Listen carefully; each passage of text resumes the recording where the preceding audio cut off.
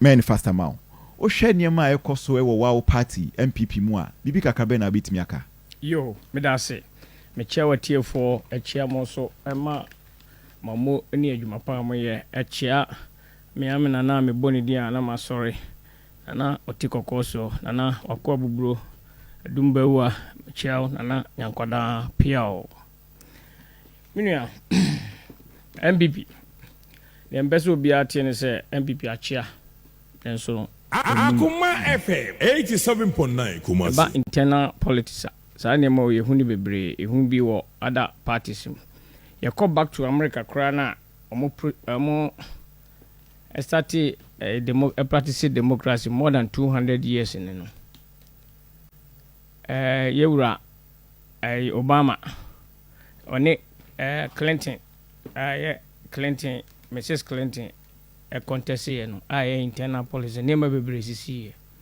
Then so no movie, no. Obama, echo Clinton, who could die from. So we are one more, me the president in a year. Akoma FM 87.9 Name of a basi, Ubia, Pessebi, Uwini. Name Yankan who say NPP, no, so saying will be a NPP is bigger than or sono, a symbol, no, also say or sono. Osono so sen aboa bia Yankopon bo wo wiase so ne be adwen enti adwebre o yenya abotre nem yenkasa yie sebe we akola na wosiso a aya ofisa wonya panyini da emre bi beba ba be panyini ne se nkola bi so kasa no man kasa ya enye wo de enti sebe we yoma na wosiso na wo bobra na wo kasa na ofisa FM 87.9 Kumasi panyini ofie sebe enuanom binuma o masore gina ho a mokasa basabasa no yeti party ni bi okra no mboda pes no ma me kra nya nyinsen o mo no ma wo panyini so de panyini na pepi yesi ma youth chance na omusume ye politics se ne be ya yewu ne ye kwa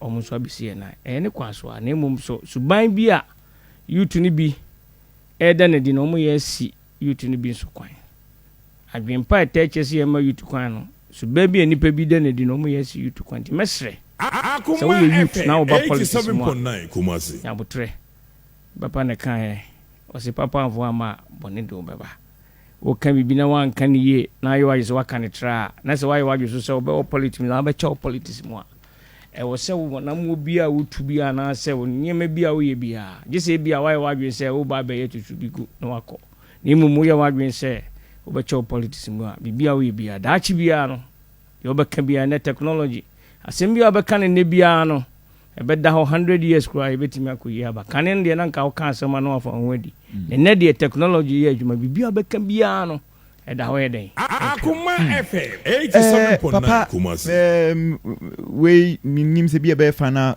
questioner mejiri ese NPP wankasa NPP nyame ya adomo a omo ejina ko kwano after November 4 next year general elections omo hwese omo be breaki 8 no for the very first time under the current dispensation o hwe niema ekoso wo party ni mu a niema betimi akoda din ama party no etimi aboa ne ho yie akofisi NDC general elections. And never bit my colleague, na de area near your horse. 16 years.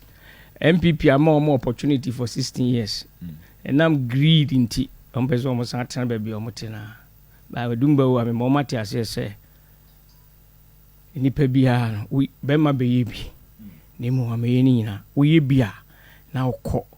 Send you over 2 NPP. No, your best says on big NPP sape pepe. Nimbum. So we are just over 2 NPP hand over mount time and all power. Next time also call next all the co-position MY. Bema baby menina. He can in the Akoma FM 87.9 Kumasi. You Bawumia 16 years of NPP near their man. Enough is enough. And me also say Obama nipa no decide e se nipa ni nyina decide still I answer man chance be man nemo we na dwe se obechinchim nipa bi nsa na o mo be use every technique e dia maintain power they are making a big mistake. They are making a big mistake. Yema democracy in Yajuma. They say nipa do kase. Ono ana sinjire pe no a ye de be man. Nemo minu say yema democracy 87.9 na eto aba e kire clear. Say omu nimpa say ye nipa do no e choice no. Nemo ma yema ju so be force nipa. Chinchim nipa nsa akeka nsem bi atie nipa bi agu nipa bi ho fin say na be ya ombenya power there they are making a big mistake. 208 at the 21,000 at the eco position. You are lecturer Martin. Only Kurano 1 million followers. I always say it. It's a nipa no 1 million followers. There's a 21,000 the eco position. There's a nipa bi as original. Just someone tip politics na say. There's a nipa bi. Akoma 87.9. Ne nipa bi kaseti. Na just someone tip politics say. Politics na FN o be di echi say sebe. Odi echi. Nimo so what ase pa say dumbe wa mete ase everybody is important. Obia is very important in this party. We should learn how to respect everybody. For example, NPP can never do without Kenya Japan. Kenya Japan 25 years there. Sacrifice our year or party we mu. Nipa wa bo mama be MP. Nipa bi anan ko mo naso dai so be MP. Kenya Japan dan romenti o mo be MP. Say nipa kro na o ma sorry enam greed.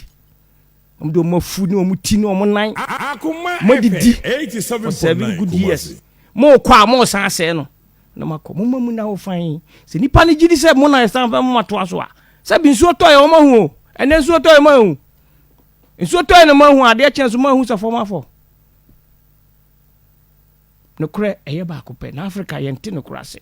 If you say yenye sika bia bedi e o nti betimi dia yusu sika e de tietie nuanom fa hu die so. Ni age power. Na woje power ni wie a na wasan ba me ho se yenkoye unity party minu Akoma untumi mo amunim almost 2 years more than 1 year ago kwan fa so ye to aba wa santemem ye to aba na as auction not election wie no wasan be gina say unity party me eduma wa manko unity for where if that's the democracy we practice ni mo bi nante 1 mile to the stadium near Makwabra the 2 cars baba kon sika mane abegya near chese mon koto aba we are not friends a unity party eno na esa akoso me kan panifo ntie eno na esa akoso ubu koto kwase a onyame hwe ade na untumi anya jombo do election ade na siye baby adu nya sika asem o a protest vote the people are determined to vote them out. Enough is enough. Me makobe bia 98% baby on abo Kenya Japan akobia adumba wadi ka akọ kotra kwem oyina bakwasem in videos a cheche niema onsa.